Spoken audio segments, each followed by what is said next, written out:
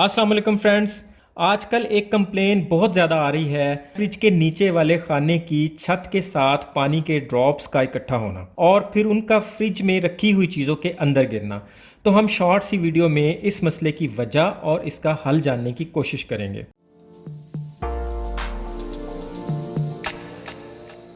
इस मसले की सबसे पहली वजह तो बरसात का मौसम है, क्योंकि इस मौसम में हवा की नमी की मिकदार बहुत हद तक बढ़ जाती है, जिसकी वजह से फ्रिज का दरवाज़ा बार बार खुलने की वजह से हवा फ्रिज में दाखिल हो जाती है। उस हवा के ठंडे होने पर उसमें मौजूद नमी फ्रिज की छत के साथ पानी के कतरों की सूरत में दिखती है। इसके साथ साथ आपने डोर को भी चेक करना है, इसमें गैप तो नहीं है। रबड़ भी चेक करना है कि वहां से हवा अंदर दाखिल तो नहीं हो रही। अगर ऐसा है तो आप इसी चैनल पर रबड़ के सारे मसले और उनके हल की वीडियो भी देख सकते हैं। और अगर डोर का मसला नहीं है, रबड़ का मसला नहीं है, वो ठीक से बंद हो रहा है, तो आपने नोट करना है कि अगर आपके फ्रिज में पानी के कतरों का मसला सिर्फ बरसात के दिनों में आ रहा है तो बेफिक्र हो जाए, मौसम के बदलते ही फ्रिज में पानी इकट्ठा होने का मसला हल हो जाएगा। लेकिन अगर आपके साथ ये मसला परमानेंट आ रहा है तो सबसे पहले आपने फ्रीज़र के अंदर से नीचे आने वाला सुराख चेक कर लेना है।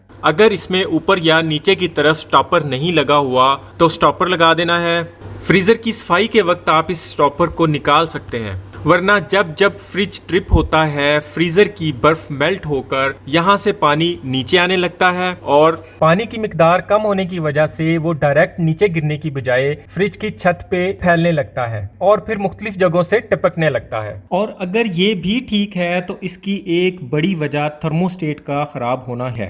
भले ही थर्मोस्टेट कंप्रेसर को प्रॉपर ऑन ऑफ करवाता हो, लेकिन होता ये है कि थर्मोस्टेट के स्प्रिंग वक्त के साथ साथ हार्ड हो जाते हैं, तो उनकी सेंसिटिविटी पहले जैसी नहीं रहती। थर्मोस्टेट की बेलो तो थर्मोस्टेट को सेंस करवा देती है कि वो कंप्रेसर को बंद करवा दे या चला दे, लेकिन स्प्रिंग हार्ड होने की वजह से कंप्रेसर ऑन करवाने वाले पॉइंट्स को वो आपस में जल्दी नहीं मिलाता और उतनी देर में फ्रिज की छत पर मौजूद कूलिंग पानी बन जाती है। इस मसले को हम थर्मोस्टेट की एडजस्टमेंट करके हल कर सकते हैं, जिसकी डिटेल्ड वीडियो मैं जल्द ही अपलोड कर दूंगा। उम्मीद है आज की इस छोटी सी वीडियो में आपके एक बड़े मसले का हल मिल गया होगा।